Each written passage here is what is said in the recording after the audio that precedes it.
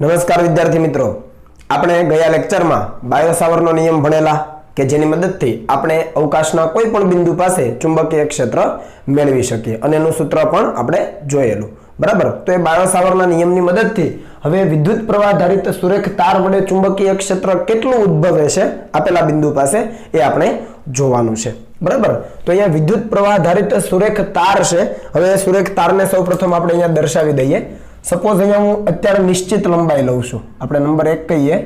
એ તાર છે, એની લંબાઈ કેવી છે? નિશ્ચિત લંબાઈ છે, બરાબર છે, એક ચોક્કસ લંબાઈ છે. તો એના માટે આપણે ચુંબકીય ક્ષેત્ર કઈ રીતે શોધી શકાય એ જોઈએ. સપોઝ કે અહીંયા આપણી પાસે એક તાર છે, આ એક સુરેખ તાર મેં લીધો છે, બરાબર છે, જેની કુલ લંબાઈ આપણે લઈ લઈએ છીએ કેપિટલ L. ઓકે,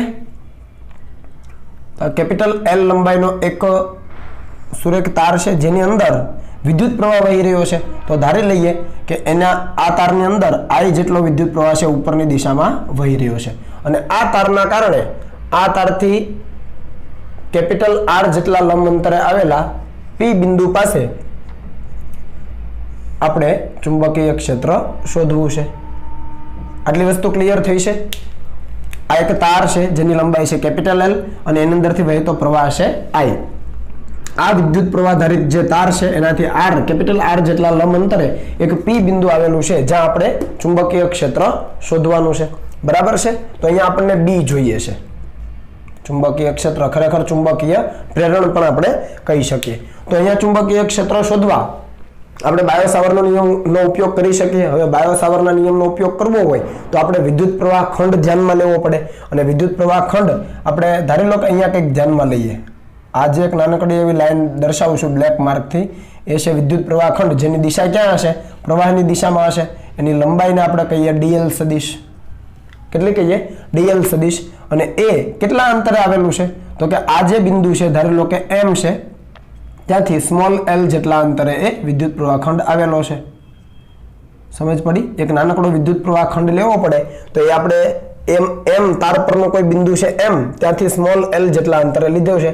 તો આ આપણો છે વિદ્યુત પ્રવાહ ખંડ. અહીંયા લખી દઈએ વિદ્યુત પ્રવાહ ખંડ. એમાંથી વહેતો પ્રવાહ છે I અને એની લંબાઈ છે dl. તો I dl ને કહેવાય વિદ્યુત પ્રવાહ ખંડ. સિમ્પલ છે. તો આના કારણે P બિંદુ પાસે આપણે શું શોધવાનું છે?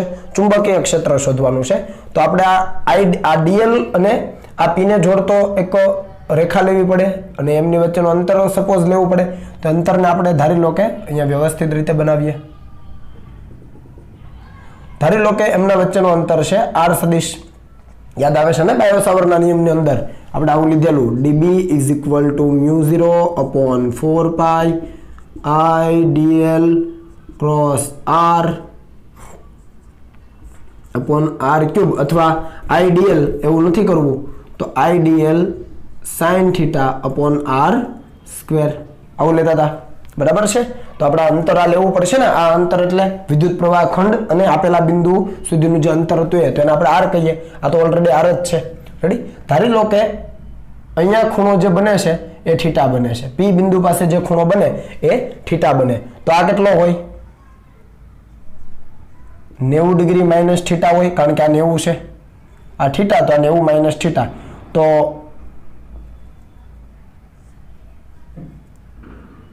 ઓકે, તો આ IDL અને R વચ્ચેનો ખૂણો કેટલો થાય? ટૂંકમાં આ ખૂણો કેટલો થશે? તો એ ખૂણો થશે 90 પ્લસ થીટા. જુઓ, વિચારો વ્યવસ્થિત. આ થીટા, આ 90 છે, તો આ 90 માઇનસ થીટા નીચેનો આખો 180 હોય. આખો 180 હોય તો 180 માંથી 90 માઇનસ થીટા બાદ કરો. 180 માંથી 90 માઇનસ થીટા બાદ કરો તો આ 90 પ્લસ થીટા થઈ જાય. તો એટલો ખૂણો, એટલે IDL અને R વચ્ચેનો ખૂણો કેટલો છે? આ જે થીટા છે IDL અને R વચ્ચેનો ખૂણો એ કેટલો છે? 90 માઇનસ થીટા. તો આપણે અહીંયા સીધું લખી દઈએ કે IDL અને R વચ્ચેનો ખૂણો = 90 પ્લસ થીટા. ઓકે, આ એક વસ્તુ ક્લિયર થઈ ગઈ. ચાલો હવે આપણે બાયો સાવરના નિયમનું પહેલા આ લખી દઈએ કે ચુંબકીય ક્ષેત્ર આ સૂત્રથી અપાય μ0/4π I dl sin θ/r². એમાં ખૂણો આપણને મળી જશે 90 પ્લસ થીટા. હવે બીજું શું શોધવાનું આના માટે? તો આના માટે બીજું શોધવું પડે dl, કે આ dl કેટલો છે, બરાબર છે? તો આ dl શોધવા માટેની આપણે પ્રોસેસ કરીએ તો જુઓ, dl માટે શું કરી શકાય? આને કહીએ સમીકરણ નંબર 1. હવે dl માટે વિચારો તો હવે અહીંયા થીટા છે, આ dl છે, બરાબર છે, અને આ r છે, તો આ પણ r જ થવાનું, r અંતરે છે તો આ પણ r જ થવાનું. તો અહીંયા તમે cos થીટા લગાવો તો cos થીટા શું થાય? તો cos થીટા બરાબર પાસેની બાજુ છેદમાં કર્ણ, એટલે કેપિટલ R ના છેદમાં સ્મોલ r. રેડી? આના ઉપરથી સ્મોલ r ને કરતા બનાવો તો શું થાય? r ના છેદમાં cos થીટા અને 1 cos થીટા એટલે sec theta. Ready? Small r ને કરતા બનાવો, r ના છેદમાં cos ઉપર જાય તો sec થીટા. તો આપણને સ્મોલ r પણ મળી ગયો, આ જે નીચે હતો એ સ્મોલ r પણ મળી ગયો. ચાલો પછી ત્રીજી આપણે વાત કરીએ તો અહીંયા tan થીટા લગાવો તો l અને r વચ્ચેનો સંબંધ મળે, તો લગાવો tan થીટા. ચાલો તો tan થીટા બરાબર સામેની બાજુ l છેદમાં પાસેની બાજુ r. આના ઉપરથી l કેટલો મળે? તો એ મળે r tan થીટા. આનું આપણે થીટાની સાપેક્ષે વિકલન કરીએ તો dl બાય d થીટા શું થાય? તો r તો અચળ છે, લંબ અંતર અચળ છે. tan નું શું થાય? sec square theta. બરાબર? વિકલનનો નિયમ તમને આવડતો હશે. l બરાબર r tan થીટા, એનું વિકલન કરો થીટાની સાપેક્ષે. આના ઉપરથી તમે dl ને કરતા બનાવો તો શું આવે? r sec square theta into d theta. તો આપણી પાસે dl નું મૂલ્ય પણ મળી ગયું. જો બાયો-સાવરના નિયમની અંદર જે વસ્તુ આપણને ઘટતી હતી એ બધી જ વસ્તુ આપણે મેળવી લીધી છે, દરેક રાશિઓ આપણે મેળવી લીધી છે. તો આ થીટા અહીંયા મૂકી દો, dl ની કિંમત સામેથી અહીંયા મૂકી દો, આ જે r છે એની કિંમત અહીંયા મૂકી દો.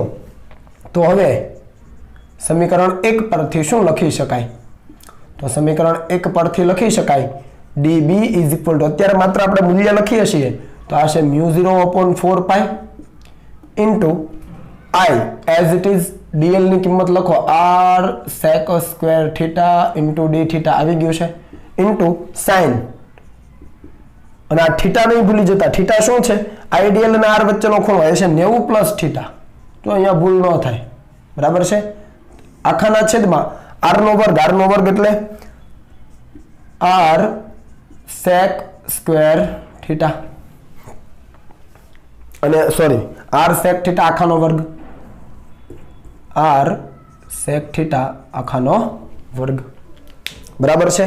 તો અહીંયાથી આપણે સાદુરૂપ આપીએ તો μ0/4π. અહીંયા જોજો એક r અને અહીંયાથી એક r કેન્સલ, તો હજુ છેદમાં એક r બચો, r એક બચે ને.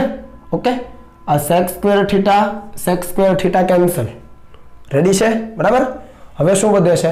i વધે છે, μ0i/4π એ તો છે જ. અહીંયા એક r બચો તો r લઈ લીધો છે બાર. sec square theta cancel. sin 90 plus theta કયું ચરણ?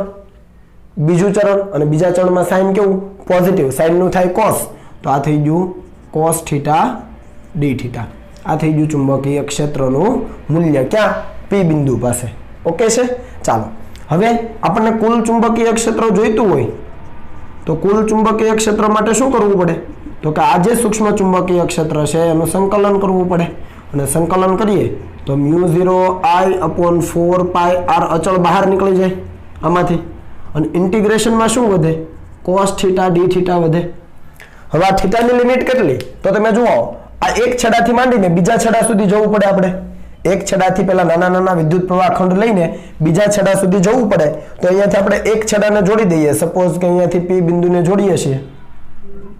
તમે સ્કેલથી વ્યવસ્થિત રીતે જોડજો, બરાબર? આ ખૂણાને આપણે કહીએ θ1. રેડી? આ તારને દોરેલો જે લંબ છે એની સાથે એક છેડો ખૂણો બનાવે છે θ1, અને બીજા છેડાના કારણે p સાથે બનતો ખૂણો એ પણ આપણે લઈ લઈએ. ચાલો થોડું વ્યવસ્થિત. તો આના કારણે અહીંયા જે ખૂણો બને છે કેટલો છે? θ2. એનો મતલબ કે લિમિટ એક છેડાથી કેટલો? θ1, અને બીજા છેડા સુધી જઈએ તો θ2. આ લંબ સાથેના ખૂણા લેવાના તમારે ટોટલ, બરાબર છે? આખો ખૂણો લેવાનો છે, એ આ ખૂણો. રેડી? ચાલો તો θ1 થી θ2 લિમિટ થાય. Let me verify. ઓકે, બરાબર છે. અહીંયાથી એક છેડાથી θ1 અને બીજા છેડાથી θ2, આખો આ લંબ સાથેનો ખૂણો લેજો θ1 θ2, બરાબર. તો આ તમે સાદુરૂપ આપો એટલે b નું તમને મૂલ્ય શું મળવાનું, સોરી b નું મૂલ્ય શું મળવાનું, તો μ0I/4πr cos નું શું થાય, sin થાય. તો અહીંયા લખી દઈએ sin θ અને એની લિમિટ મૂકી દઈએ, અપર લિમિટ અને લોઅર લિમિટ. પણ ખાસ જોજો કે અહીંયા આ બિંદુ છે એનાથી નીચેનો ખૂણો છે એટલે આપણે θ1 ને નેગેટિવ લેવો પડશે, તો આ આવશે નેગેટિવ અને અહીંયા પણ કેવું થઈ જશે, નેગેટિવ. સમજ પડી? માઇનસ કેમ? કારણ કે ઉપર તરફનો ખૂણો પ્લસ તો નીચે તરફનો કેવો લેવો પડે, માઇનસ. એટલે θ1 ને નેગેટિવ તો અહીંયા નેગેટિવ. હવે આની અંદર કિંમતો મૂકી દો તો b = μ0I/4πr. હવે અહીંયા sin θ2 તો અહીંયા થઈ ગયું આ sin θ2 અપર લિમિટ, નિયમના માઇનસ, લોઅર લિમિટ એટલે sin θ ની જગ્યાએ -θ1. હવે આપણો જવાબ કમ્પ્લીટ. θ ની જગ્યાએ θ2, નિયમના માઇનસ, અને θ ની જગ્યાએ -θ1. sin કેવું વિધેય, અયુગ્મ વિધેય, અને અયુગ્મ વિધેય હોય તો માઇનસ નિશાની બહાર આવે તો એ માઇનસ અને આ માઇનસ કેવા થાય, પ્લસ થઈ જાય. તો એવા સંજોગોમાં આપણી પાસે b નું સૂત્ર બની જાય μ0I/4πr ઇન્ટુ sin, હું θ1 પહેલા લખું અને θ2 પછી લખું, બરાબર છે. આ જુઓ, ક્લિયર છે? આ માઇનસ માઇનસ પ્લસ થઈ જાય તો એને મેં પ્લસ આને પહેલા લખ્યું θ1 વાળું, sin θ2 પછી. આ નિશ્ચિત લંબાઈનો જો તાર હોય, વિદ્યુત પ્રવાહ આધારિત તાર, એના કારણે P બિંદુ પાસે ચુંબકીય ક્ષેત્રનું આ સૂત્ર છે. જ્યાં θ1 અને θ2 કયા બિંદુ પાસે, P બિંદુ પાસે બનતા ખૂણાઓ છે. કોણે બનાવેલા ખૂણાઓ છે? તારના બંને જે છેડાઓ છે એ બંને છેડાએ P બિંદુ પાસે બનાવેલા ખૂણા. લખવું હોય તો લખી લેજો. θ1 અને θ2 શું છે તો કે આપેલો જે તાર છે એના બંને છેડાઓ છે એને P બિંદુ પાસે બનાવેલા ખૂણા છે. તો આ સૂત્ર તમારે યાદ રાખવાનું છે. આટલું નોટ ડાઉન કરો, પછી આપણે આગળ જઈએ.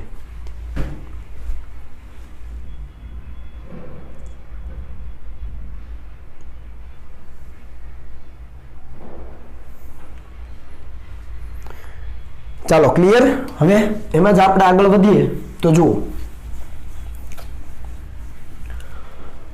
ધારી લો કે આ ખૂણો θ1 છે તો આ ખૂણો આપણે ધારી લો કે આલ્ફા લઈ લઈએ. સપોઝ હું અહીંયા બ્લેક પેન થી લખું છું તો આ ખૂણો આપણે આલ્ફા લઈએ અને આ ખૂણો આપણે લઈએ બીટા. ઘણી વખત તમને પરીક્ષામાં આ ખૂણાઓ આપેલા હોય છે, તાર પાસે બનતા ખૂણા. અહીંયા P બિંદુ પાસે બનતા ખૂણા હોય તો ઇઝીલી સૂત્ર તમે વાપરી શકો, બરાબર. પણ તારના છેડે બનતા ખૂણા આલ્ફા અને બીટા હોય તો તમે આ સમીકરણ 2 પરથી શું લખી શકો, બરાબર. તો અહીંયા આપણે લખી શકીએ કે જો આલ્ફા અને બીટા એ તારના છેડા પાસે બનતા ખૂણા હોય તો, ખ્યાલ આવ્યો ને? આલ્ફા અને બીટા ક્યાં બને છે? તારના ખૂણા પાસે. તો આલ્ફા શું લખાય? આલ્ફા તો 90 - θ1 લખાય કે ન લખાય? ખબર પડી? 90 - θ1 અને બીટા શું લખાય? 90 - θ2, બરાબર છે. આ θ1 છે, આ θ2 છે, તો આલ્ફા 90 - θ1 અને બીટા શું લખાય? 90 - θ2. અહીંયા તમે θ1 ની કિંમત મૂકશો ને, અહીંયાથી ઉઠાવીને θ1 ની કિંમત ઉઠાવો એટલે 90 - આલ્ફા થાય અને θ2 ની કિંમત 90 - બીટા થાય. તો અહીંયા 90 - આલ્ફા, અહીંયા 90 - બીટા. તો પહેલું ચરણ જ રહેવાનું, ખબર પડી? અને 90 - સમથિંગ છે એટલે 90 છે તો cos થઈ જાય. તો અહીંયા આ સૂત્ર બની જશે તમારું b = μ0I/4πr છેદમાં, સોરી, ઇન્ટુ sin ની જગ્યાએ cos આલ્ફા વત્તા અહીંયા થઈ જશે cos બીટા. સમજ પડી? θ1 ની જગ્યાએ તમે ઉઠાવો 90 - આલ્ફા તો sin 90 - આલ્ફા એટલે cos આલ્ફા, તો અહીંયા cos આલ્ફા. અને અહીંયા θ2 એટલે 90 - બીટા તો sin 90 - બીટા એટલે cos બીટા. તો એ વસ્તુ અહીંયા આવી જાય છે. તો આ સૂત્ર પણ તમે ઉપયોગમાં લઈ શકો, પણ આ સૂત્ર ત્યારે વેલિડ છે cos વાળું. જો cos અહીંયા છે ને અહીંયા sin છે. cos ત્યારે આવે જ્યારે ખૂણા છે એ તારના છેડે બનેલા હોય અને sin ત્યારે આવે જ્યારે ખૂણા આપેલા બિંદુ પાસે બનેલા હોય. આટલી વસ્તુ ક્લિયર થઈ? ઓકે. હવે આ વાત થઈ મૂલ્યની. દિશા ક્યાં હશે? તો તમે અહીંયા કોઈ પણ બિંદુએ વિદ્યુત પ્રવાહ ખંડ લઈ લો, આપણને ખબર છે કે ચુંબકીય ક્ષેત્રની જે દિશા છે, ચુંબકીય પ્રેરણની જે દિશા છે ક્યાં હોય છે? તો કે આઈડીએલ થી આર ની દિશામાં, એટલે આઈડીએલ ની દિશામાં આંગળીઓ આર તરફ ઘુમાવવાની. તો અહીંયા આઈડીએલ હંમેશા ક્યાં હશે? ઉપર તરફ જ હશે, કેમ કે આખો તાર છે, પ્રવાહ ઉપર વહે. તો આઈડીએલ ગમે તે બિંદુએ તમે જાઓ, આઈડીએલ ઉપર તરફ, ત્યાંથી આર ક્યાં હશે? પી બિંદુ આ તરફ. તો આઈડીએલ થી આર તરફ, તો અંગૂઠો ક્યાં આવ્યો? અંદર તરફ. એનો મતલબ કે પી બિંદુ પાસે ચુંબકીય ક્ષેત્રની દિશા ક્યાં છે? હંમેશા અંદર તરફ છે. બરાબર? ન ખ્યાલ રહે તો અહીંયા લખી દેજો, મેં તમને આ બાબત લખાવેલી છે. ચુંબકીય ક્ષેત્રની દિશા છે એ ક્યાં હોય છે? આ તાર માટે અંદર તરફ. કઈ રીતે? IDL cross R, IDL cross R, ખૂણો અંગૂઠો અંદર તરફ, તો ચુંબકીય ક્ષેત્રની દિશા અંદર તરફ. બરાબર? હવે આની અંદર આપણે થોડુંક આગળ લખીએ તો ધારી લો કે પી બિંદુ છે એ કોઈક બહારનું બિંદુ છે, એટલે કે આ તારની લંબાઈ સામે નથી આવતું. જો લખીએ એટલે ખ્યાલ આવે.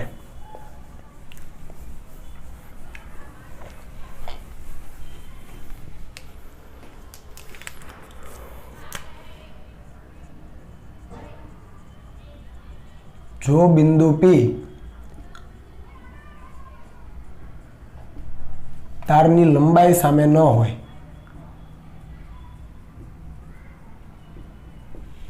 જો બિંદુ P છે તારની લંબાઈ સામે ન હોય, એનો મતલબ શું? હું ટૂંકમાં લખું છું. ધારો કે આ તાર છે જેની લંબાઈ આપણે લઈ લઈએ છીએ L, બરાબર છે, અને P બિંદુ છે એની સામે નથી. P બિંદુ એની સામે નથી એનો મતલબ શું થાય? આની અંદરથી વહેતો પ્રવાહ કેટલો છે? તો કે I છે. તો P બિંદુ છે એ તારની લંબાઈ સામે નથી, મીન્સ કે અહીંયા આની સામે નથી, કંઈક અલગ છે. સપોઝ કે અહીંયા છે P બિંદુ, ક્યાં છે? અહીંયા છે. તો આવા કિસ્સામાં શું કરવાનું? તો આવા કિસ્સામાં આ તારને અહીંયા પાછળ તરફ લંબાવી શકાય આ રીતે. અહીંયા તાર નથી, જ્યાં ડેશ લાઈન કરું છું ત્યાં તાર નથી, અને આ લંબ અંતર કહેવાય તારથી. ધારો લો કે આ લંબ અંતર છે R. ખબર પડી ને? કેમ કે અહીંયાથી તમે લંબ અંતર માપો તો P બિંદુનું અંતર મળવાનું જ. તો મેં તારની લંબાઈને પાછળ તરફ લંબાવી ડેશ લાઈન વડે, અને ત્યાંથી લંબ અંતર R છે. હવે આપણે આ સૂત્રનો ઉપયોગ કરવો હોય, અથવા આ સૂત્રનો ઉપયોગ કરવો હોય તો θ1 અને θ2 જોઈએ. તો અહીંયા એક છેડાથી P સાથે બનતો ખૂણો લેવો પડે, એને આપણે કહીએ θ1. સમજ પડી? આને આપણે કહીએ θ1. અને બીજા છેડા વડે જે P બિંદુ પાસે ખૂણો બનશે એને આપણે શું કહીશું? તમે સ્કેલથી જોડજો. ઓકે, આવી ગયું છે. તો આખો આ જે ખૂણો છે એ કેટલો થાય? θ2 થાય. સમજ પડી? એક છેડા વડે બનતો ખૂણો છે એ θ1, અને બીજા છેડા વડે બનતો ખૂણો છે એ θ2. જો લંબ સાથે જ છે, અહીંયા પણ મેં તમને એવું જ કીધું હતું, લંબ સાથે ઉપર નીચેના ખૂણા. અહીંયા જુઓ, લંબ સાથે ખૂણા બંને ઉપર તરફ છે, બંને પોઝિટિવ. ખ્યાલ આવો ને? અહીંયા જે નેગેટિવ લીધો આપણે θ1, નેગેટિવ નહીં લેવો પડે, કારણ કે બંને ઉપર તરફ છે, તો θ1 પણ પોઝિટિવ થશે. તો એ કિસ્સામાં ચુંબકીય ક્ષેત્ર કેટલું થશે? ડાયરેક્ટ લખી શકીએ ઇન્ટિગ્રેશન dB. આ જ વસ્તુ μ0 I/4πr, r એટલે લંબાંતર છે, ઇન્ટિગ્રેશન θ1 થી θ2. અહીંયા માઇનસ નહીં આવે. કેમ? કારણ કે બંને ખૂણા લંબથી ઉપર તરફ છે, θ1 પણ ઉપર, θ2 પણ ઉપર, અને અહીંયા આવશે cos θ × dθ. તો અહીંયા તમે સાદુરૂપ આપો તો શું આવશે? તો અહીંયા સાદુરૂપમાં કંઈક આવું આવી જશે, μ0 I/4πr, અને અહીંયા cos નું થઈ જાય sin θ, અને અહીંયા θ2, અહીંયા θ1. તો μ0 I/4πr અહીંયા આવશે sin θ2 માઇનસ sin θ1. જો ધ્યાન આપજો, અહીંયા માઇનસ આવે છે. રેડી? તો ભૂલ ન થાય એની ખાસ કાળજી લેજો. આ દરેક સૂત્ર અગત્યના છે. ત્યારે કયું સૂત્ર લેવાનું જોવાનું. અહીંયા θ1 θ2 છે, ઉપર નીચે છે, એટલા માટે અહીંયા પ્લસ આવે છે, અને અહીંયા એક જ દિશામાં છે એટલે અહીંયા માઇનસ આવે છે. બરાબર છે? અને અહીંયા θ1 θ2 ક્યાં બનેલા ખૂણા? P બિંદુ પાસે. અહીંયા આલ્ફા અને બીટા ક્યાં બનેલા ખૂણા? તારના છેડા પાસે. બરાબર છે? ચાલો આટલું કોપી કરો, પછી આપણે આગળ જઈએ.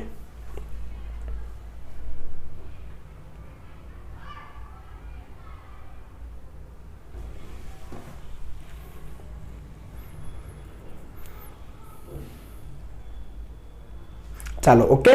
તો આ સૂત્રનો આપણે ઉપયોગ કરીશું હમણાં. હવે આ નિશ્ચિત લંબાઈનો તાર હતો, હવે આપણે અનંત લંબાઈનો તાર વિચારીએ ટૂંકમાં. બરાબર? ચાલો, તો અહીંયા તાર કેવો લઈ લઈએ?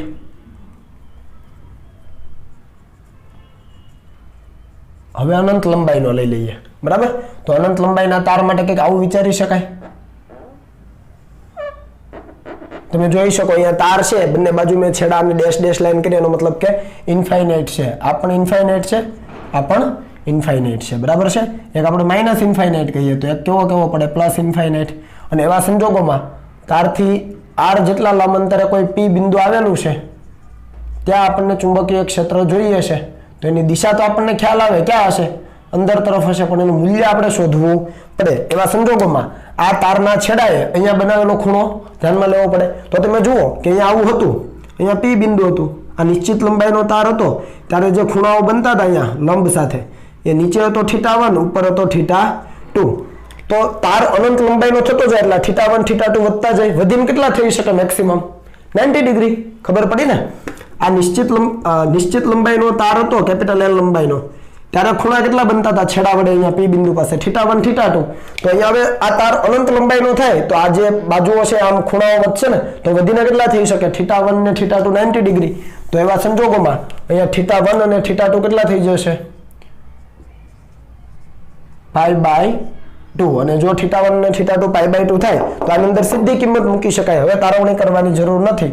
તો b = μ0I upon 4πr, અહીંયા લખાય sin π/2 plus sin π/2. sin π/2 sin π/2 એટલે કે 1 + 1 2, અને અહીંયા 4 છે, અહીંયા 2, તો નીચે 2 બચે, એટલે કે b = μ0I upon 4πr into 2 કરો એટલે આ જવાબ તમને મળી જાય. b = μ0I upon 2πr. જો આ દરેક ટર્મ ખાસ ધ્યાન રાખજો. આ અનંત લંબાઈનો જો તાર હોય એના કારણે આપેલા બિંદુએ ચુંબકીય ક્ષેત્રનું મૂલ્ય છે, અને દિશા ક્યાં? અંદર તરફ. સમજ પડી? ઓકે, ચાલો હજુ આગળ આપણે વાત કરીએ. તો ધારી લો કે આપણી પાસે છે સેમી ઇન્ફાઇનાઇટ તાર હોય. કેવો તાર હોય? સેમી ઇન્ફાઇનાઇટ તાર હોય. તો અહીંયા એ બાબતની ચર્ચા પણ સાથે કરી લઈએ. સેમી ઇન્ફાઇનાઇટ એટલે એક બાજુનો છેડો આપણા હાથમાં છે, પણ બીજો છે અનંત સુધી વિસ્તરેલો છે. બીજો છેડો ક્યાં સુધી જાય છે? અનંત સુધી. તો એવા સંજોગોમાં શું કરવાનું? તો આપણે અહીંયા લખીએ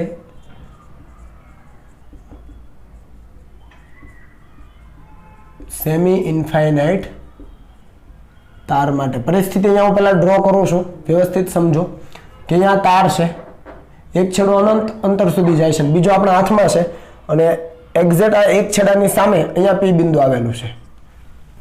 સમજ પડી? જુઓ, આ એક છેડાની સામે પી બિંદુ આવેલું છે, જેનું લંબ અંતર છે r. ઓકે, તો અહીંયા આપણને ચુંબકીય ક્ષેત્ર જોઈએ છે. તો તમે જુઓ, પેલો છેડો પી પાસે કેટલો ખૂણો બનાવે? 0. અને અહીંયા લખી શકાય θ1 = 0. અને બીજો અનંત સુધી છે, તો બીજો કેટલો બનાવતો છે? π/2. તો અહીંયા લખાય θ2 = π/2. સમજ પડી કે ન પડી? સેમી ઇન્ફાઇનાઇટ તાર છે, બરાબર છે?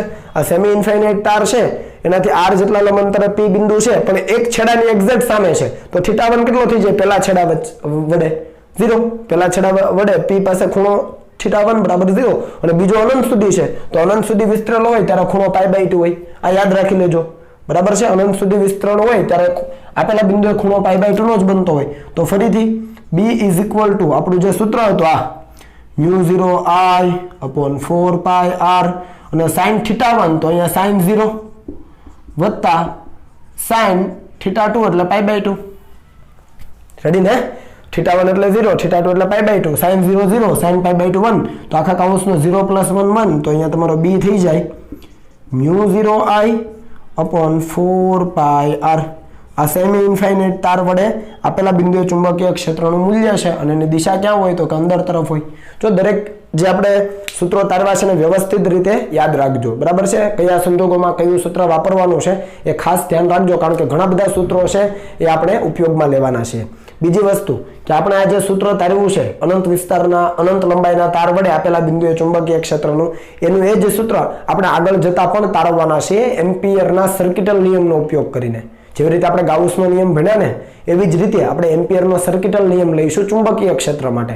ગાઉસનો નિયમ વિદ્યુત ક્ષેત્ર માટે હતો, જેથી આપણી ગણતરીઓ સરળતાથી થઈ શકે। એવી જ રીતે એમ્પિયરનો સર્કિટલ નિયમ ચુંબકીય ક્ષેત્ર માટે છે, એની મદદથી પણ આપેલા બિંદુ પાસે ચુંબકીય ક્ષેત્ર સરળતાથી શોધી શકાય। એ વાત કરીશું ત્યારે ફરીથી આ જ સૂત્ર આપણે ડિરાઈવ કરીશું, બરાબર? પણ અત્યારે આને હવે તમે કોપી કરી લો। ચાલો આપણે વિદ્યુત પ્રવાહ ધારિત સુરેખ તારના લીધે આપેલા બિંદુએ ચુંબકીય ક્ષેત્રની દિશા કઈ રીતે શોધી શકાય એ જોઈએ। ઓલરેડી આપણે બાયો સાવરના નિયમમાં વાત કરી છે કે ભાઈ ચુંબકીય ક્ષેત્રની દિશા જોઈતી હોય તો આઈડીએલની દિશામાં આંગળીઓ એટલે કે વિદ્યુત પ્રવાહ ખંડની દિશામાં આંગળીઓ અને ત્યાંથી એને આર સદિશ તરફ ઘુમાવો, હે, એટલે આઈડીએલ ક્રોસ આર તે રીતે તમે જો સદિશ ગુણાકાર લઈને એ રીતે આંગળીઓ ઘુમાવો તો જે અંગૂઠો જે દિશા આપે જમણા હાથનો અંગૂઠો એ પરિણામી ચુંબકીય ક્ષેત્રની દિશા હોય, બરાબર? આ વાત કરી, પણ એને આપણે થોડુંક મોડિફિકેશન કરીને મતલબ કે એને દરેક કિસ્સામાં કઈ રીતે સરળતાથી સમજી શકાય એ જોવા પ્રયત્ન કરીએ। તેના માટે બે નિયમ છે। પહેલો નિયમ છે જમણા હાથના અંગૂઠાનો નિયમ। હવે આ જમણા હાથનો અંગૂઠાનો નિયમ શું કહે છે? એ નિયમ મેં અહીંયા લખ્યો છે કે વિદ્યુત પ્રવાહ ધારિત તારને તમારા જમણા હાથમાં એવી રીતે પકડો કે જેથી અંગૂઠો છે એ વિદ્યુત પ્રવાહની દિશામાં રહે, બરાબર? અને હવે આંગળીઓ વાળતા તે જે દિશામાં વળે તે દિશામાં ચુંબકીય ક્ષેત્રની દિશા હોય। કેવા શું માંગે છે કે ધારી લો કે આ એક તાર છે, વિદ્યુત પ્રવાહ ધારિત તાર છે અને એમાં પ્રવાહ છે ઉપરની દિશામાં જઈ રહ્યો છે, તો એ તારને જમણા હાથમાં એવી રીતે પકડો કે જેથી તમારો અંગૂઠો ક્યાં રહે? વિદ્યુત પ્રવાહની દિશામાં રહે। તો અહીંયા હાથમાં આ રીતે પકડવાનો છે જેથી અંગૂઠો ક્યાં રહે? વિદ્યુત પ્રવાહની દિશામાં। જમણો હાથ લેવાનો છે, બરાબર? તો અંગૂઠો વિદ્યુત પ્રવાહની દિશામાં, આ જમણો હાથ છે, તારને એવી રીતે હાથમાં પકડ્યો છે। આ તાર છે, સપોઝ આ બોલ પેન છે, મતલબ માર્કર પેન, અને વિદ્યુત પ્રવાહની દિશા ઉપર તરફ છે તો અંગૂઠો વિદ્યુત પ્રવાહની દિશામાં છે।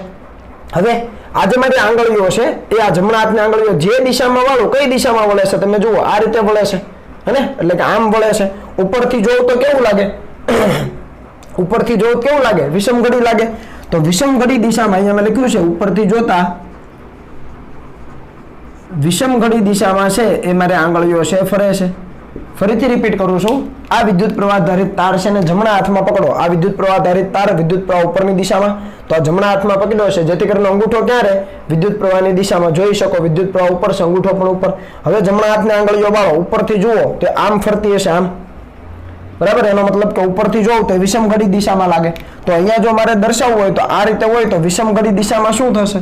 તો આ બિંદુ પાસે આ રીતે જો અહીંયા વર્તુળાકાર છે એ તમને ચુંબકીય ક્ષેત્ર મળે છે અથવા ચુંબકીય ક્ષેત્ર રેખાઓ મળે છે। અહીંયા વર્તુળાકાર મળે છે એનો મતલબ શું? તો કે જુદા જુદા બિંદુએ તમે જો ચુંબકીય ક્ષેત્ર શોધવા માંગો તો એ જુદા જુદા બિંદુ પાસે ચુંબકીય ક્ષેત્રની દિશા જુદી જુદી હોય। સપોઝ અહીંયા હું શોધવા માંગુ છું, આ સર્કલ આ રીતે છે, ત્રિપારિમાણિક વિચારો, સોરી દ્વિપારિમાણિક ઉપરથી, તો આ બિંદુ પાસે ચુંબકીય ક્ષેત્રની દિશા આ રીતે મળે। આ બિંદુ પાસે જો ચુંબકીય ક્ષેત્રની દિશા જોઈતી હોય તો આ રીતે મળે। સમજ પડી? એટલે જુદા જુદા બિંદુ પાસે ચુંબકીય ક્ષેત્રની દિશા અલગ અલગ દિશામાં મળે, હે ને? તમે આ બિંદુ પાસે લેવા માંગો એટલે કે બહારનું બિંદુ છે તો આ તરફ મળે, પાછળનું કોઈ બિંદુ છે ત્યાં ડાબી બાજુ મળે। સમજ પડી? એટલે વિદ્યુત પ્રવાહની દિશામાં અંગૂઠો અને આંગળીઓ ઘુમાવો એટલે જે દિશામાં વળે એ દિશામાં ચુંબકીય ક્ષેત્ર રચાયેલું હોય અને જે તે બિંદુ પાસે સ્પર્શક બનાવો એટલે એ બિંદુ પાસે તમને ચુંબકીય ક્ષેત્રની દિશા મળે। ધારી લો કે પ્રવાહ નીચે છે, એટલે બોલ પેન છે સપોઝ, હવે પ્રવાહ નીચે તો આ રીતે તો નહીં પકડાય, અંગૂઠો ઉપર છે, પ્રવાહ નીચે છે, ન થાય, એટલે આપણે આ રીતે પકડવો પડે। જો જમણો હાથ છે, પ્રવાહ નીચે, અંગૂઠો પણ નીચે, હવે આને આમ ઘુમાવું તો ઉપરથી જુઓ, ઉપરથી જુઓ તો કેવું દેખાય? સમઘડી દેખાય। હવે સમઘડી દેખાય એટલે આ રીતે કરવાનું થાય તો અહીંયા છે વિદ્યુત પ્રવાહ, સોરી વિદ્યુત ક્ષેત્ર, સોરી ચુંબકીય ક્ષેત્ર રેખાઓ આ રીતે દર્શાવી શકાય। જુઓ ઉપરથી જોતા કેવી? સમઘડી દિશા। સમજ પડી? વિદ્યુત પ્રવાહ નીચે તરફ છે તો એ દિશામાં તમે તાર પકડ્યો છે એવી રીતે કે જેથી અંગૂઠો નીચે તરફ રહે વિદ્યુત પ્રવાહની દિશામાં। આંગળીઓ ઘુમાવો, આંગળીઓ ઘુમાવો એટલે ઉપરથી જુઓ તો સમઘડી લાગે, બરાબર?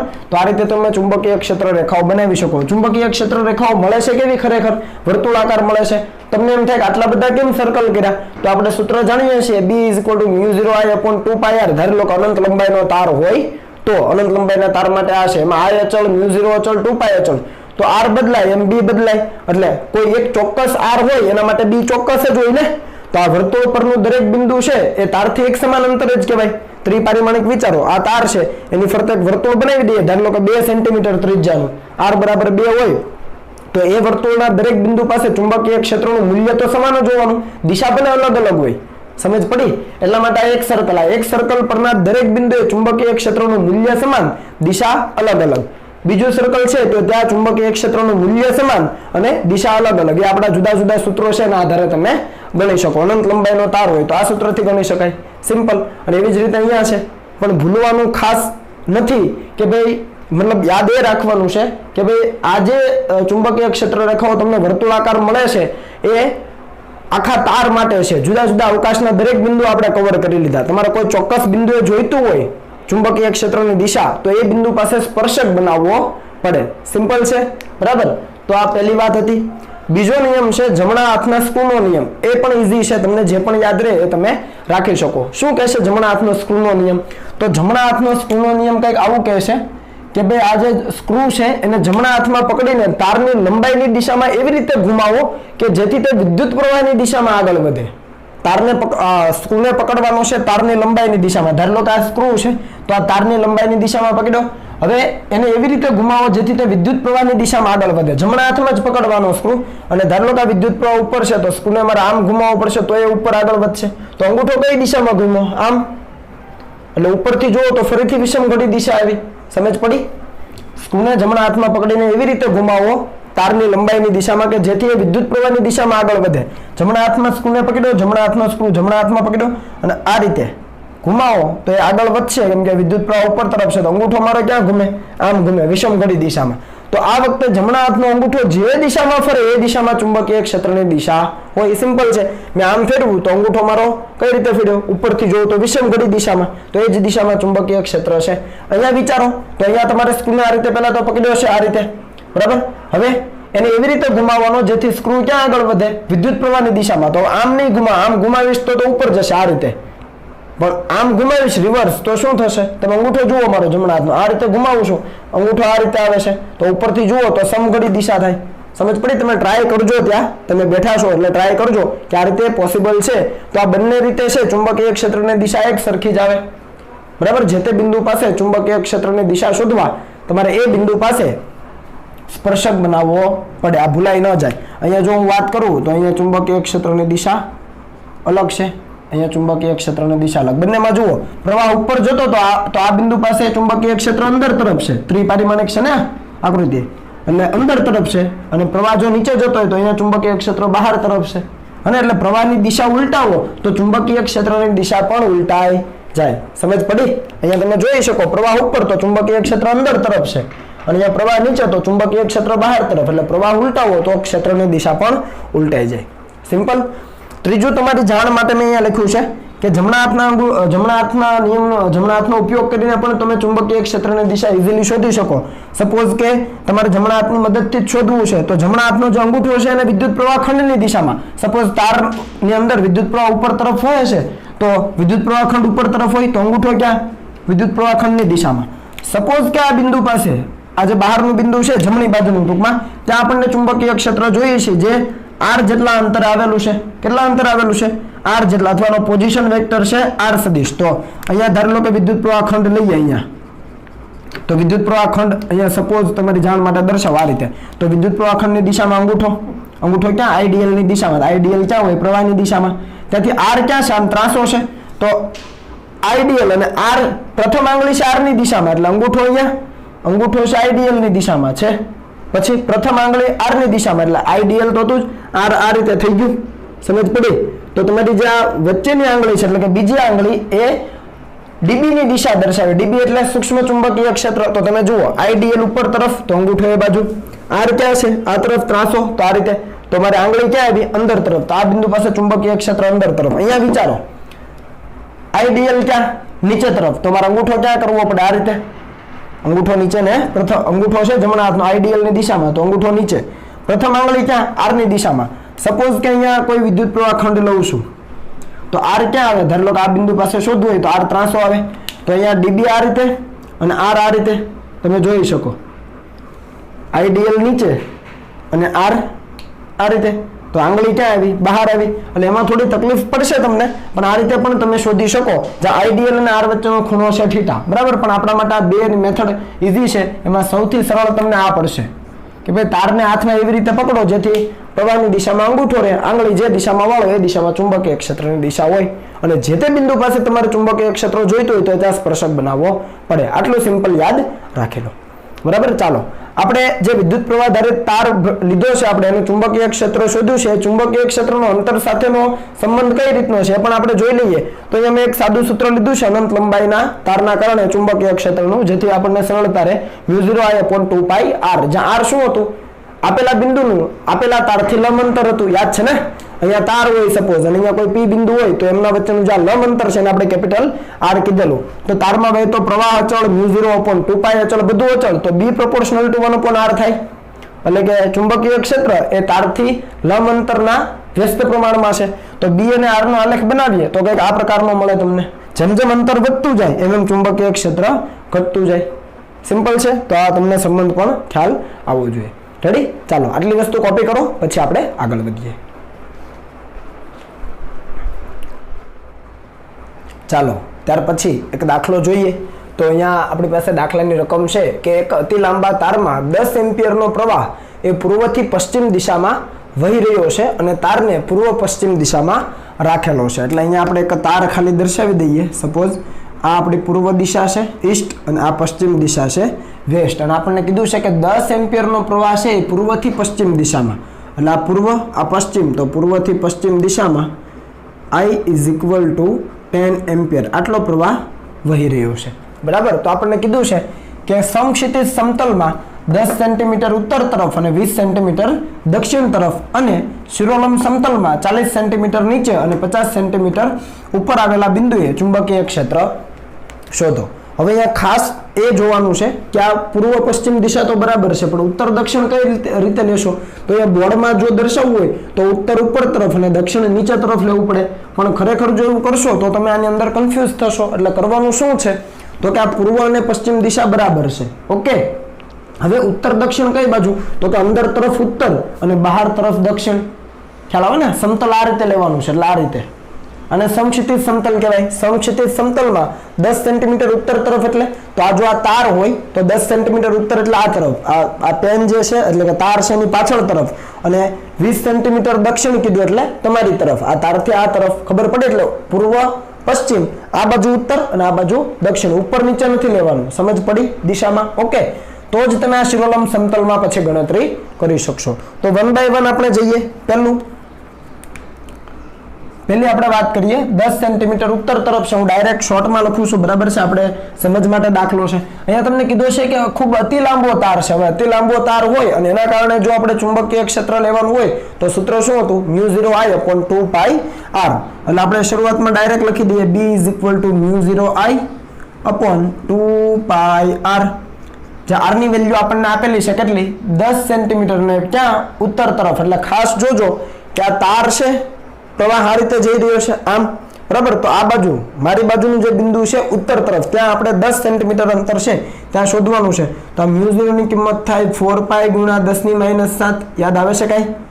ઇન્ટુ I કેટલો છે તો કે 10 divided by 2π as it is. અને r કેટલો છે તો કે 10 સેન્ટીમીટર, એટલે કે 10 × 10⁻²મીટર. મીટરમાં કન્વર્ટ કરવું પડે. તો આનો જો તમે જવાબ મેળવશો તો તમને મળશે 2 × 10⁻5 ટેસ્લા. આ આપણને મૂલ્ય મળી ગયું. ક્યાં? આ તારથી પાછળ તરફ, એટલે કે ઉત્તર તરફ 10 સેન્ટીમીટર અંતરે જે બિંદુ આવ્યું છે ત્યાં ચુંબકીય ક્ષેત્રનું મૂલ્ય મળ્યું. હવે દિશા લેવી પડે. તો દિશા માટે વિચારો, પ્રવાહ કઈ દિશામાં વહી રહ્યો છે તારમાં? આ રીતે પૂર્વથી પશ્ચિમ તરફ જમણી બાજુ. તો એ દિશામાં અંગૂઠો, તારને એવી રીતે પકડો જેથી અંગૂઠો ક્યાં રહે તમારો? પ્રવાહની દિશામાં. જુઓ જમણા હાથનો અંગૂઠો પ્રવાહની દિશામાં. હવે આંગળીઓ ઘુમાવો એટલે ચુંબકીય ક્ષેત્ર રેખાઓ આ રીતે મળી. ફરીથી રિપીટ કરું છું, પ્રવાહ આ રીતે જઈ રહ્યો છે તો એ દિશામાં જમણા હાથનો અંગૂઠો. હવે તમારે આંગળીઓ ઘુમાવો એટલે આ રીતે આવે. તો આપણને કયા બિંદુએ જોઈએ છે? મારી તરફનું બિંદુ, એટલે કે અહીંયા. તો અહીંયા આ રીતે ચુંબકીય ક્ષેત્ર રેખાઓ છે તો આ બિંદુએ ક્યાં હશે? નીચે તરફ. ખબર પડી ને? આ રીતે જો ચુંબકીય ક્ષેત્ર રેખાઓ મળતી હોય તો આ બિંદુએ આવો તો ત્યાં તમારે સ્પર્શક બનાવવો પડે, એટલે નીચે તરફ મળે. ઓકે. તો અહીંયા ડાયરેક્ટ લખું છું, દિશા છે એ શિરોલંબ નીચે તરફ. સમજ પડી? આ બાબત ખાસ સમજવાની છે. એવી જ રીતે પાર્ટ 2 માં વાત કરીએ તો બીજું શું કીધું છે તો કે 20 સેન્ટીમીટર દક્ષિણ તરફ, એટલે ફરીથી આ તાર છે પ્રવાહ આમ વહી રહ્યો છે, આ બાજુ ઉત્તર તો તમારી તરફ દક્ષિણ, એટલે આ બિંદુએ કેટલા અંતરે 20 સેન્ટીમીટર અંતરે, તો પહેલા આપણે 20 સેન્ટીમીટર અંતરે મેળવી લઈએ. B = μ0I upon 2πr, r એટલે લંબ અંતર, તો આ છે 4π × 10⁻⁻7 × I એટલે 10 ડિવાઇડેડ બાય આ 2π તો છે જ, r એટલે 20 સેન્ટીમીટર અને મીટરમાં ફેરવો એટલે 20 × 10⁻². તો આ જે તમારો જવાબ છે એ આવશે 1 × 10⁻5 અને ચુંબકીય ક્ષેત્રનો એકમ છે ટેસ્લા. બરાબર, આ મળી ગયું મૂલ્ય. દિશા ક્યાં? તો અહીંયા બિંદુ છે, ચુંબકીય ક્ષેત્ર રેખાઓ આ રીતે હતી, પ્રવાહ આમ, એટલે ચુંબકીય ક્ષેત્ર રેખાઓ આ રીતે મળતી હતી. તો તમારી તરફના બિંદુએ આ રીતે આવું તો તમારી તરફના બિંદુએ ચુંબકીય ક્ષેત્ર ઉપર તરફ અને અહીંયા શિરોલંબ નીચે હતું, એવી રીતે અહીંયા લખવું પડે શિરોલંબ ઉપર તરફ. જો ભૂલ ન થાય દિશામાં ખાસ જોજો, તમને સૂત્ર ઉપરથી જવાબ મૂલ્ય તો મળી જ જવાનો છે, પણ દિશા લેવામાં ભૂલ ન થાય એટલા માટે મેં આ દાખલો લીધો છે. હવે શિરોલંબ સમતલમાં, હવે આ તાર છે નું શિરોલંબ સમતલ એટલે ઊભું સમતલ, અને શિરોલંબ સમતલમાં 40 સેન્ટીમીટર નીચેનું બિંદુ અને 50 સેન્ટીમીટર ઉપર આવેલું જે બિંદુ છે ત્યાં ચુંબકીય ક્ષેત્રનું મૂલ્ય દિશા જોઈએ. તો આ ત્રીજા માટે આપણે મેળવીએ, ફરીથી અનંત લંબાઈનો તાર છે રકમ પ્રમાણે, તો μ0I/2πr દર વખતે લખવાની જરૂર નથી, તમારી સમજ માટે એક દાખલામાં લખું છું. આ આવી ગયો જવાબ, I એટલે 10, એ તો એઝ ઇટ ઇઝ 2π, ખાલી r ની કિંમતો બદલાય છે, r એટલે હવે 40 × 10⁻². આનો તમે જવાબ મેળવશો એટલે એ જવાબ તમને મળી જશે 5 × 10⁻6. ઓકે, તો આ મૂલ્ય આપણને મળી જાય છે 5 × 10⁻6 ટેસ્લા. હવે આની દિશા તો તમે જુઓ, તાર આ રીતે છે, ચુંબકીય ક્ષેત્ર રેખાઓ તો આ રીતે જ હતી. હવે આપણને કીધું છે નીચેનું બિંદુ, જુઓ 3 નંબરમાં બિંદુ ક્યાં છે? નીચે. તો ચુંબકીય ક્ષેત્ર રેખા આ રીતે છે આમ, તો નીચેના બિંદુએ ક્યાં હોય? તમારી તરફ, એટલે કે દક્ષિણ તરફ. સિમ્પલ, આ રીતે હોય ચુંબકીય ક્ષેત્ર રેખા. તો નીચે આવો તો દિશા ક્યાં આવે? તમારી તરફ, એટલે કે દક્ષિણ તરફ. તો દક્ષિણ તરફ મૂલ્ય મળી ગયું ને દિશા પણ મળી ગઈ. અને ચોથામાં વાત કરો તો હવે ડાયરેક્ટ કરી શકાય. B = હવે સીધી કિંમત મૂકું છું, × 10⁻7 × 10 2π × કેટલું છે 50 અને મીટરમાં ફેરવો, જવાબ લાવો એટલે તમારો એ અંતિમ જવાબ મળશે 4 × 10⁻6. ઓકે, આ મળી ગયું મૂલ્ય. અને ક્યાં છે? બિંદુ ઉપર તરફ છે, એટલે આ તારથી ઉપર તરફ. તો ચુંબકીય ક્ષેત્ર રેખાઓ આ રીતે હતી, તો ઉપરના બિંદુએ મારી તરફ એટલે કયું હતું? ઉત્તર દિશા. અહીંયા લખવું પડે ઉત્તર તરફ. ખાસ ધ્યાન આપજો, અને આવી રીતે નથી લઈ લેવાનું. આ પૂર્વ પશ્ચિમ બરાબર છે, પણ ઉત્તર દક્ષિણ આ રીતે નથી લેવાની. તો આપણે બોર્ડમાં દર્શાવીએ, ખરેખર દિશા ક્યાં હોય? અંદર તરફ ઉત્તર, બહાર તરફ દક્ષિણ, અને પૂર્વ પશ્ચિમ તો બરાબર જ છે. તો આ રીતે છે તમારે મૂલ્ય શોધવાનું છે, અને ખાસ દિશા નક્કી કરવામાં ધ્યાન આપજો. ઓકે, જે આપણે ચુંબકીય ક્ષેત્રની દિશા શોધવાનો જમણા હાથનો અંગૂઠાનો નિયમ કીધો છે, અને જમણા હાથનો જે નિયમ કીધો છે, પ્રવાહની દિશામાં અંગૂઠો અને આંગળીઓ જે દિશામાં વળે એ દિશામાં ચુંબકીય ક્ષેત્રની દિશા હોય. અને આપેલા કોઈ ચોક્કસ બિંદુએ જો તમારે ચુંબકીય ક્ષેત્ર જોઈતું હોય તો ત્યાં તમારે સ્પર્શક બનાવવો પડે. એના જ આધારે આપણે આ 4 બાબતો લખેલી છે, બરાબર છે? આ દિશા એના જ આધારે આપણે લખેલી છે. ઓકે, તો આને હવે કોપી કરી લો.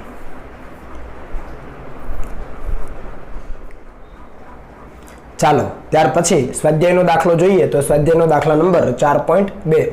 રકમ છે કે એક લાંબા સીધા તારમાંથી 35 એમ્પિયરનો વિદ્યુત પ્રવાહ વહે છે અને તારથી 20 સેન્ટીમીટર અંતરે રહેલા કોઈ બિંદુ પાસે ચુંબકીય ક્ષેત્ર B નું મૂલ્ય કેટલું હશે? અહીંયા માત્ર આપણને મૂલ્ય પૂછેલું છે, બરાબર? દિશાનો અહીંયા કોઈ ઉલ્લેખ કરવાનો નથી અને દિશા પૂછેલી પણ નથી. રેડી? તો આપણને માત્ર મૂલ્ય કીધું છે. હવે અહીંયા આપણને કીધું છે કે લાંબો અને સીધો તાર છે. લાંબો એટલે આપણે અનંત લંબાઈનો ગણી શકીએ, બરાબર? તો અનંત લંબાઈના તારના વડે આપેલા કોઈ બિંદુ પાસે ચુંબકીય ક્ષેત્રનું મૂલ્ય કયા સૂત્રથી શોધી શકાય? μ0I/2πr. તો એ સૂત્ર મુજબ આપણે ચુંબકીય ક્ષેત્રનું મૂલ્ય ગણી શકીએ, બરાબર? તો આની અંદર દરેક કિંમતો મૂકી દો. μ0 ની કિંમત મૂકો, I આપણને 35 આપ્યો છે, 2π એઝ ઇટ ઇઝ, અને r ની કિંમત 20 સેન્ટીમીટર છે અને મીટરમાં કન્વર્ટ કરવાનું ન ભૂલાય, એ મૂકી દો અને ગણતરી કરો એટલે તમને આ મૂલ્ય મળી જાય 3.5 × 10⁻5 ટેસ્લા. અહીંયા આપણે દિશાનો ઉલ્લેખ કરવાનો જ નથી કારણ કે માંગેલી નથી, અને જો દિશા શોધવી હોય તો જમણા હાથનો અંગૂઠાનો નિયમ વાપરી શકીએ. સિમ્પલ છે, બરાબર? ચાલો આગળ વધીએ. ત્યાર પછી સ્વાધ્યાયનો 4.3. સમક્ષિતિજ સમતલમાં રહેલા એક લાંબા સીધા તારમાંથી 50 એમ્પિયર જેટલો વિદ્યુત પ્રવાહ ઉત્તરથી દક્ષિણ દિશા તરફ વહી રહ્યો છે. હવે ઉત્તર દક્ષિણ દિશા એટલે અંદર બહાર આ રીતે બોર્ડને લંબ રૂપે અંદર તરફ ઉત્તર, બહાર તરફ દક્ષિણ. પ્રવાહ ક્યાંથી ક્યાં જાય છે? ઉત્તરથી દક્ષિણ દિશામાં. એટલે ઉત્તરથી દક્ષિણ એટલે બહાર તરફ આવી રહ્યો છે. આ રીતે તાર હોય તો ઉત્તરથી દક્ષિણ એટલે કે પ્રવાહ બહાર તરફ આવી રહ્યો છે. કેટલો? 50 એમ્પિયરનો પ્રવાહ. તારની પૂર્વમાં 2.5 મીટર અંતરે આવેલા બિંદુ પાસે ચુંબકીય ક્ષેત્રનું મૂલ્ય અને દિશા શોધો. સપોઝ કે આ તાર છે, હું અહીંયા શિરોલંબ જ દર્શાવીશ કેમ કે અહીંયા આપણે એને નહીં દર્શાવી શકીએ. તો ધારી લો કે આ ઉત્તર દિશા છે અને આ દક્ષિણ દિશા છે. એટલે અંદર બાર ગણજો, બરાબર છે. અને આપણને કીધું છે ઉત્તરથી દક્ષિણ દિશા તરફ 50 એમ્પિયરનો પ્રવાહ વહી રહ્યો છે. એટલે કે આ રીતે 50 એમ્પિયર, બરાબર, અંદર બહારની દિશામાં એટલે બહાર તરફ આવી રહ્યો છે. તારની પૂર્વમાં એટલે કે અહીંયાથી અહીંયા આ બિંદુ, ધારો લો કે આ P બિંદુ છે તો આ પૂર્વ થયું. અહીંયા આપણે ઈસ્ટ કહી શકીએ ને, બરાબર ને. આ પૂર્વ, આ પશ્ચિમ. તો પૂર્વમાં 2.5 મીટર અંતરે આવેલું કોઈ બિંદુ છે ત્યાં આપણને ચુંબકીય ક્ષેત્રનું મૂલ્ય અને દિશા જોઈએ. તો મૂલ્ય માટે આપણે કયું સૂત્ર વાપરી શકીએ? તો અહીંયા કીધું છે કે લાંબો સીધો તાર, તો અનંત લંબાઈનો તાર ગણી શકીએ અને એના કારણે ચુંબકીય ક્ષેત્રનું મૂલ્ય μ0I/2πr. મૂકી દો કિંમત. I આપેલો છે 50, μ0 અચળ, 2π અચળ, r કેટલું? 2.5. કિંમતો અહીંયા તમે મૂકી દેશો એટલે જવાબ મળશે 4 × 10⁻6 ટેસ્લા. આ વાત થઈ મૂલ્યની. હવે દિશા શોધવાની. તો પ્રવાહ ક્યાંથી ક્યાં વહી રહ્યો છે? તો ઉત્તરથી દક્ષિણ દિશામાં એટલે બહારની દિશામાં. તો અંગૂઠો એ દિશામાં લઈ જવાનો, બરાબર. તો આંગળીઓ આ રીતે વળે એટલે ચુંબકીય ક્ષેત્ર રેખાઓ આ રીતે હશે. સમજ આવે ને? ઉત્તરથી દક્ષિણ એટલે તમારી તરફ પ્રવાહ આવી રહ્યો છે તો અંગૂઠો એ દિશામાં જમણા હાથનો અને આંગળીઓ તમે વાળો તો આ રીતે આવશે. હવે કયા બિંદુ પાસે? તો કે આ જે તાર છે એની પૂર્વમાં, પૂર્વ એટલે આ બિંદુ પાસે. તો ચુંબકીય ક્ષેત્ર રેખાઓ આ રીતે છે તો પૂર્વમાં ઉપર તરફ આવે. આ રીતે ચુંબકીય ક્ષેત્ર રેખાઓ હોય તો આ પૂર્વમાં કયા બિંદુ પાસે? સ્પર્શક દોરો એટલે શિરોલંબ ઉપર તરફ આવે. ખ્યાલ આવે છે? તો અહીંયા જો તમારે ચુંબકીય ક્ષેત્ર જોઈતું હોય તો આ તમને મળશે શિરોલંબ ઉપર તરફ. આ જસ્ટ તમારી જાણ માટે બનાવ્યું. તમારે ત્રિપારિમાણિક રીતે વિચારવાનું છે કે તાર અંદર બહારની દિશામાં છે, પ્રવાહ ઉત્તરથી દક્ષિણ દિશામાં વહી રહ્યો છે તો ચુંબકીય ક્ષેત્ર રેખાઓ આ રીતે હશે અને આ બિંદુ પાસે સ્પર્શક બનાવો એટલે ઉપરની દિશામાં તમને એ ચુંબકીય ક્ષેત્રની દિશા મળી જાય, બરાબર. ત્યાર પછી છે 4.4 નંબરનો દાખલો સ્વાધ્યાયનો. ફરીથી આવું જ કે માથા પરથી પસાર થતા વીજળીના તારમાંથી 90 એમ્પિયરનો વિદ્યુત પ્રવાહ પૂર્વથી પશ્ચિમ દિશામાં વહે છે. આ તરફ આપણે પૂર્વ કહીએ તો આ તરફ પશ્ચિમ. તો આપણને કીધું છે પૂર્વથી પશ્ચિમ દિશામાં એટલે આમ આ રીતે વહી રહ્યો છે, બરાબર. આ રીતે કેટલો? તો કે 90 એમ્પિયરનો. હવે આ તારથી 1.5 મીટર નીચે ચુંબકીય ક્ષેત્રનું મૂલ્ય અને દિશા. ધારી લો કે આપણે આ કહીએ પૂર્વ અને આ કહીએ પશ્ચિમ. આ દિશામાં 90 એમ્પિયરનો પ્રવાહ વહી રહ્યો છે, બરાબર છે. આ તો સિમ્પલ છે. અને તારથી 1.5 મીટર નીચે એટલે અહીંયા ધારી લો કે આ બિંદુ છે P બિંદુ જે 1.5 મીટર નીચે આવેલું છે ત્યાં આપણને ચુંબકીય ક્ષેત્રનું મૂલ્ય અને દિશા જોઈએ છે. તો મૂલ્ય માટે શું કરી શકીએ? તો આ બિંદુ માટે આ તાર અનંત લંબાઈનો કહેવાય કેમ કે બિંદુ ઘણું સૂક્ષ્મવત છે અને બિંદુ માટે આ તાર છે એ કેટલી લંબાઈનો છે આપણને આપેલું નથી. જો લંબાઈ નથી આપી તો આપણે અનંત લંબાઈનો તાર લઈ શકીએ અને અનંત લંબાઈના તારના કારણે આપેલા બિંદુએ ચુંબકીય ક્ષેત્રનું મૂલ્યનું સૂત્ર છે. કિંમતો મૂકી દો. આ આપ્યો છે 90, આર આપણને આપ્યો છે 1.5. કિંમતો મૂકતા જવાબ મળશે મૂલ્યમાં 1.2 × 10⁻5 ટેસ્લા. એકમ ન ભૂલાઈ જાય ખાસ.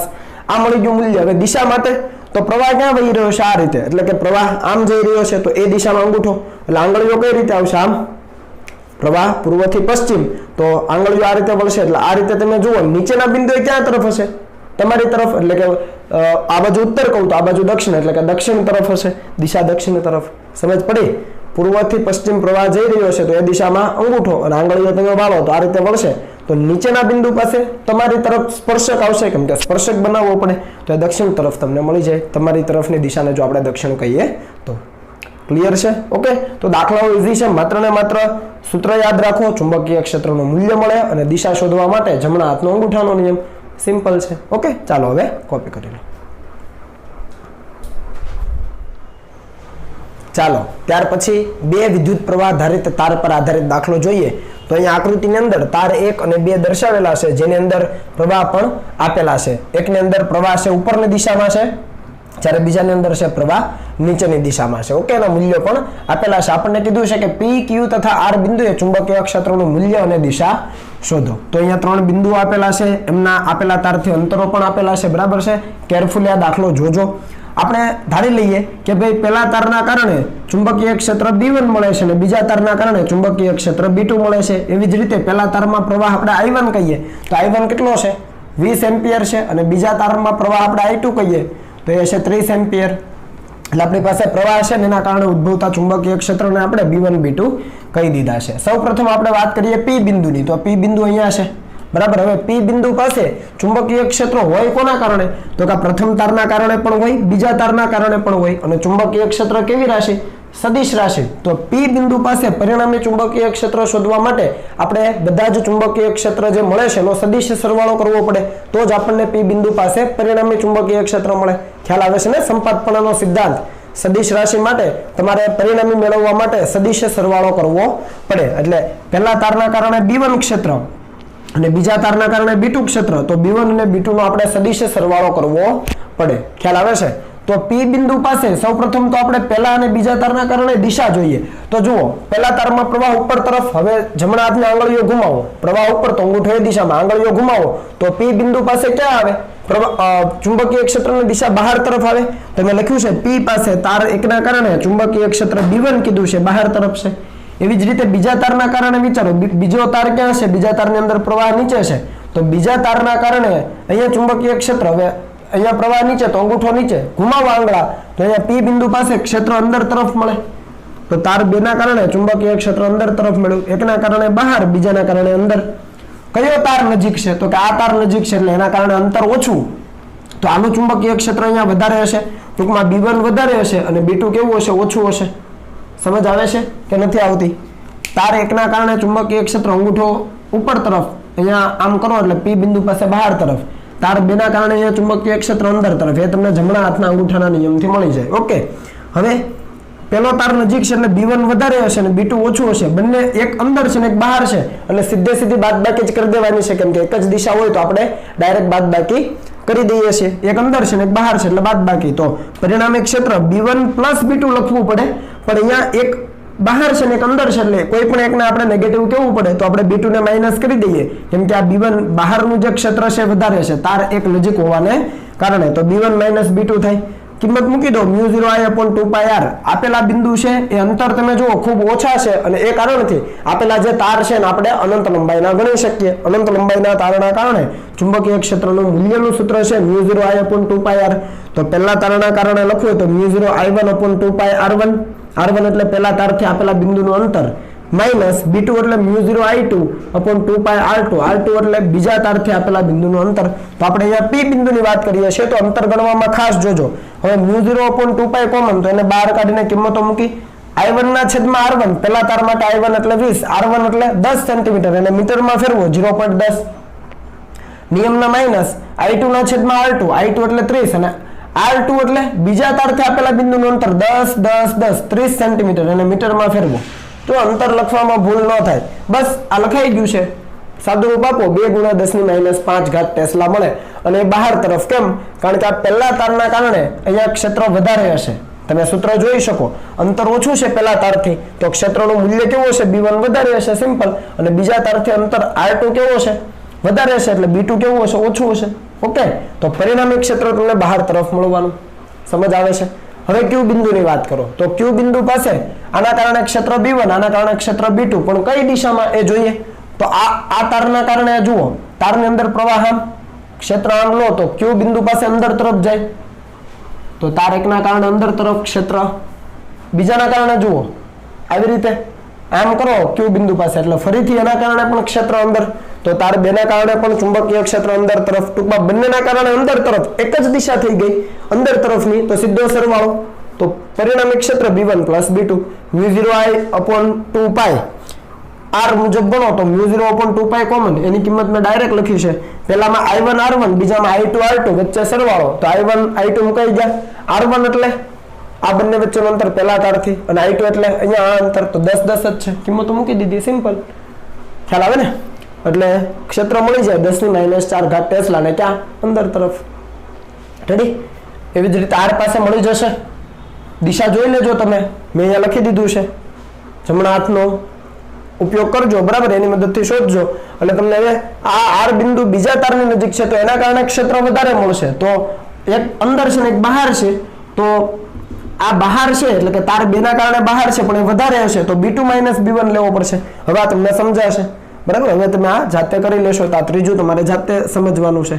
ઓકે, ન સમજાય તો મને પૂછી લેજો. ચાલો, તો આવી રીતે 2 તાર આપેલા હોય ત્યારે તમારે દરેક તારના કારણે ચુંબકીય ક્ષેત્રનું મૂલ્ય તો તમને મળી જ જશે પણ દિશા ક્યાં છે જોવું પડે. જો પરસ્પર વિરુદ્ધ દિશા તો બાદબાકી કરવી પડે અને એક જ દિશા હોય તો સીધો અહીંયા સરવાળો કર્યો એ રીતે કરવું પડે. ખ્યાલ આવો? તો આ રીતે આપણે આગળ વધવાનું થાય. ચાલો આનો કોપી કરો પછી આપણે આગળનો દાખલો જોઈએ. ત્યાર પછીનો દાખલો જોઈએ તો આપણી પાસે રકમ છે કે આકૃતિમાં 2 તાર P અને Q માં અનુક્રમે I1 બરાબર 5 એમ્પિયર અને I2 બરાબર 2 એમ્પિયરનો વિદ્યુત પ્રવાહ પરસ્પર વિરુદ્ધ દિશામાં વહી રહ્યો છે. આકૃતિ જુઓ. P બિંદુ પાસે પ્રવાહ આપેલો છે, Q પાસે પ્રવાહ આપેલો છે. અહીંયા ક્રોસ માર્ક છે અને અહીંયા પોઈન્ટ માર્ક છે. ક્રોસનો મતલબ શું? પ્રવાહ અંદર તરફ જાય છે એટલે તાર આ રીતે છે. ખબર પડી ને? પ્રવાહ ક્યાં જાય છે? અંદર તરફ. Q પાસે તાર આ જ રીતે છે, આ બોર્ડને લંબ રૂપે, પણ પ્રવાહ બહાર આવે છે એટલે P પાસે પ્રવાહ અંદર જાય છે અને Q પાસે પ્રવાહ બહાર આવે છે. તો પરસ્પર વિરુદ્ધ દિશા થઈ ગઈ. તો PQ રેખા પર કયા બિંદુએ પરિણામી ચુંબકીય ક્ષેત્ર શૂન્ય થશે? આપણને પરિણામી ચુંબકીય ક્ષેત્ર કયા બિંદુ પાસે શૂન્ય થશે એ અંતર શોધવાનું કીધું છે. તો મિત્રો આવું આપણે સ્થિત વિદ્યુત શાસ્ત્રમાં ભણી ગયા છીએ. યાદ આવે છે કંઈક? એક વિદ્યુત ભાર ધારો કે અહીંયા Q1 હોય, અહીંયા બીજો વિદ્યુત ભાર Q2 હોય અને આ બંનેને જોડતી રેખા હોય, બંને વચ્ચેનું કંઈક અંતર આપેલું હતું. તો કયા બિંદુ પાસે પરિણામી વિદ્યુત ક્ષેત્ર શૂન્ય થતું તે આપણે શોધતા હતા. યાદ આવે છે કે જો બંને સજાતીય હોય તો બંનેને જોડતી રેખા પર કંઈક વચ્ચે કંઈક આવતું હશે બરાબર. અને જો બંને વિજાતીય હોય, ધારો કે માઇનસ છે તો બંને વિજાતીય હોય તો બંને વિદ્યુત ભારોને જોડતી રેખા પર નાના મૂલ્યના વિદ્યુત ભારની નજીક, ધારો લો કે Q1 નું મૂલ્ય છે વધારે છે, Q2 નું મૂલ્ય ઓછું, તો નાના મૂલ્યના વિદ્યુત ભારની નજીક અને બહાર તરફ મળતું હતું. ફરીથી રિપીટ કરું છું, 2 વિદ્યુત ભારો હોય, સજાતીય હોય તો વચ્ચે કંઈક મળતું હતું બંને વિદ્યુત ભારોને જોડતી રેખા પર વચ્ચે કોઈ પણ બિંદુએ, અને જો વિજાતીય હોય તો નાના મૂલ્યનો જે વિદ્યુત ભાર છે એ નાનું મૂલ્ય મેં Q2 નું લીધું તો Q2 ની નજીક અને બંને વિદ્યુત ભારોની બહારના બિંદુએ પરિણામી વિદ્યુત ક્ષેત્ર શૂન્ય મળતું હતું. સેમ કંઈક એવું જ અહીંયા વિચારવાનું છે તમારે. જો બંનેની અંદર વિદ્યુત પ્રવાહ એક જ દિશામાં વહેતો હોત તો ધારો લો કે વિદ્યુત પ્રવાહ અંદરની દિશામાં વહી રહ્યો છે તો એકના કારણે પ્રવાહ અંદરની દિશામાં વહે છે તો ચુંબકીય ક્ષેત્ર ક્યાં હોય? જુઓ, વિચારો. વચ્ચેના બિંદુએ ક્યાં હોય? વચ્ચેના બિંદુએ. 2 તાર આ રીતે છે, એક તાર અહીંયા છે ને બીજો તાર અહીંયા છે. ધારો લો કે આવી રીતે પ્રવાહ વહી રહ્યો છે એક જ દિશામાં અંદર તરફ. વિચારો આ રીતે. તો પ્રવાહ અંદર તરફ તો ચુંબકીય ક્ષેત્ર નીચે તરફ. બીજા તારના કારણે પણ વિચારો. બીજા તારના કારણે પ્રવાહ આ રીતે છે તો અહીંયા ચુંબકીય ક્ષેત્ર ક્યાં હોય? તો અહીંયા છે ઉપર તરફ હોય એટલે એકના કારણે નીચે અને બીજાના કારણે ઉપર. તો જો પ્રવાહ એક જ દિશામાં હોય તો વચ્ચેના બિંદુએ ચુંબકીય ક્ષેત્ર શૂન્ય મળે. સમજ પડી ને? એકના કારણે ક્ષેત્ર નીચે અને બીજાના કારણે ક્ષેત્ર ઉપર તરફ મળે. પહેલા તારના કારણે વિચારો તો નીચે મળે અને બીજા તારના કારણે વિચારો તો ઉપર મળે. તો ત્યારે બંને તારની વચ્ચેના બિંદુએ B શૂન્ય મળે. જો પરસ્પર વિરુદ્ધ દિશામાં હોય તો અહીંયા શૂન્ય મળે નહીં. એ આપણે હમણાં આગળ દાખલો જોયો, ક્યાં તો જમણી બાજુ ક્યાં તો ડાબી બાજુ 2 બિંદુએ તમને પરિણામી ચુંબકીય ક્ષેત્ર શૂન્ય મળવાની સંભાવના રહે.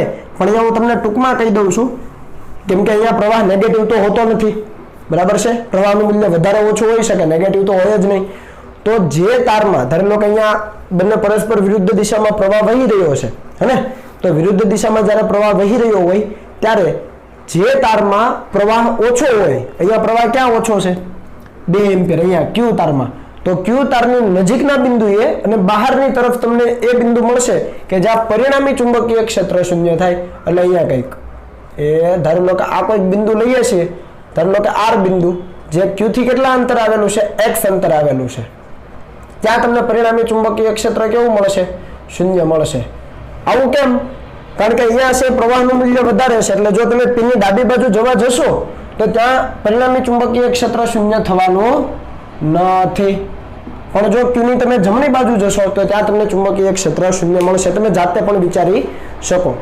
જો બંનેની અંદર પ્રવાહ એક જ દિશામાં વહેતો હોય તો વચ્ચેના બિંદુએ ચુંબકીય ક્ષેત્ર શૂન્ય મળે. પણ જો પ્રવાહ પરસ્પર વિરુદ્ધ હોય, અહીંયા એકમાં અંદર છે બીજામાં બહાર છે, તો નાના મૂલ્યનો પ્રવાહ કયા તારમાંથી વહે છે? એ તારની નજીક બહારના બિંદુએ ચુંબકીય ક્ષેત્ર શૂન્ય હોય. એટલે અહીંયા Q બિંદુથી Q તારથી X જેટલા અંતરે તમને ચુંબકીય ક્ષેત્ર શૂન્ય મળે છે એવું ધારીએ તો અહીંયા લખું છું કે અહીં બંને તારમાં વિદ્યુત પ્રવાહ આ તમારા માટે છે, બરાબર. અહીં બંને તારમાં વિદ્યુત પ્રવાહ પરસ્પર વિરુદ્ધ દિશામાં વહેતો હોવાથી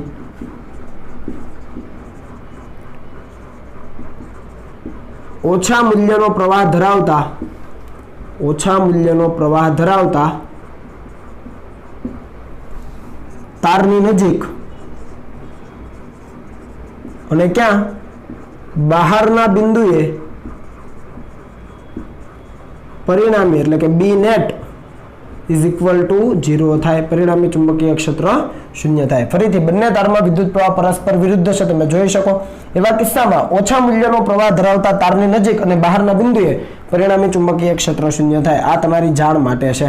ઓકે, તો P ના કારણે અહીંયા ચુંબકીય ક્ષેત્ર B1 કહીએ, Q ના કારણે અહીંયા B2 કહીએ, તો આપણે આવું લખી શકીએ કે ભાઈ B1 is equal two B2, હે ને? કારણ કે બંનેના મૂલ્ય સમાન, દિશા પરસ્પર વિરુદ્ધ.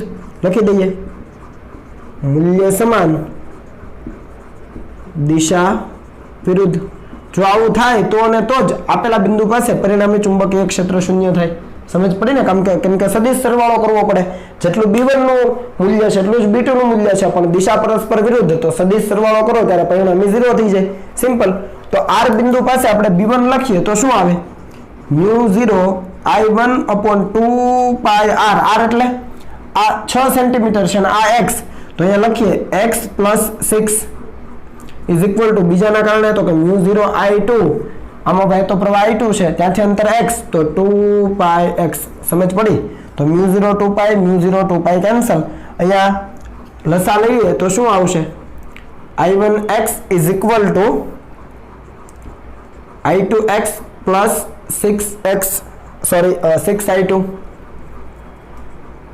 ઓકે છે? જુઓ, I1x અહીંયાથી I2x અને 6I2, તો અહીંયાથી આપણે કરતા બનાવીએ તો x ને જો આપણે કોમન કાઢીએ તો I1 માઇનસ I2 આવે. જોઈ લો, અને આ બાજુ લઈ આવીએ તો I1 minus I2 is equal two 6I2. તો x is equal two 6I2, I2 એટલે 2 divided by I1 minus I2, તો એ કેટલો થશે? 3. તો આ 3 દુ 6 અને આ આવશે 4 અને જવાબ આવશે સેન્ટીમીટરમાં.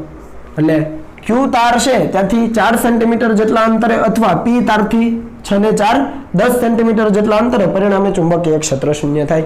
ફરીથી રિપીટ કરું છું, પ્રવાહ વિરુદ્ધ દિશામાં છે એટલે બિંદુ ક્યાં મળશે? તો કે ઓછા મૂલ્યનો પ્રવાહ ધરાવતો જે તાર છે એની નજીક બહારના બિંદુએ. હવે ત્યાં મૂલ્ય સમાન થવા જોઈએ, દિશા પરસ્પર વિરુદ્ધ થવી જોઈએ, તો અને તો જ પરિણામી ક્ષેત્ર 0 થાય. તો કિંમતો મૂકી દીધી છે અનંત લંબાઈના તારના કારણે. એ સૂત્ર વાપરી લો અને તમને x ની કિંમત મળી જાય.